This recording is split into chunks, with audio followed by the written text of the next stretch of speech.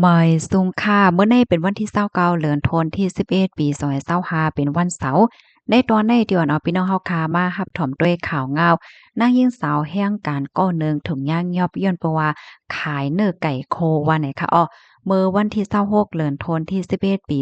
2025ข้าวยามกลางวัน11:10นนั่นห้องปลีกเหมืองจี้ค่ะไล่โฮมกันเสียกอกดทัดไล่ฮบทบหันนางยิ่งก่อหนึ่ง จุกเสียก็ขายตั้งกินตั้งยำอันมานั่งขายได้ก็เป็นเนื้อไก่โคไก่ทอ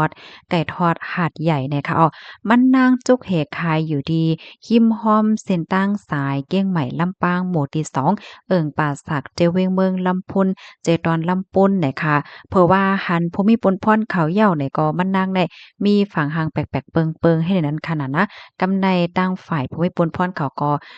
ต้องถามค่ะเนาะในว่าได้เป็นเจ้าหน้าที่นะเฮ็ดให้เขาก็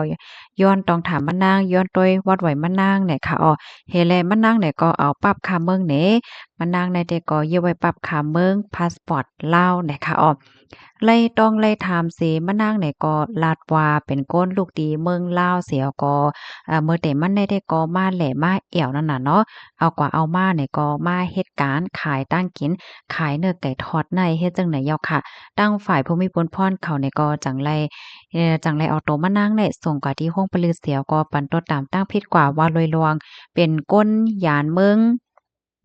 เหตุการณ์อันเจ้าเก่าอันมีสุนไรเฮ็ดเนี่ยค่ะอ้อปะยอก็อันมีไว้ขว้างนั่นน่ะเนาะอันมีไว้ขว้างเหตุการณ์เนี่ยเสแลมานางเนี่ยก็ย่าเอาตั้งพิษกว่าจำหนังหมายมีวันเมืองมีดันวันเนี่ยค่ะข้อมูลตอนในข่าวเนี่ยก็เลยเปิงเอียงมาที่ห้องการข่าวเกี้ยงใหม่ออกไว้เนี่ยค่ะอ้อ อ๋อค่ะก็ตอนตาไปพี่น้องๆเฮาค่ะคันดอกซื้ออันวัดไว้อำไปเต็มโทน5จังห้าเนี่ยก็ย้อนให้ฟังอยู่ฟังกินกันได้ค่ะเนาะเพราะว่าตั้งฝ่ายภูมิพลพรเขา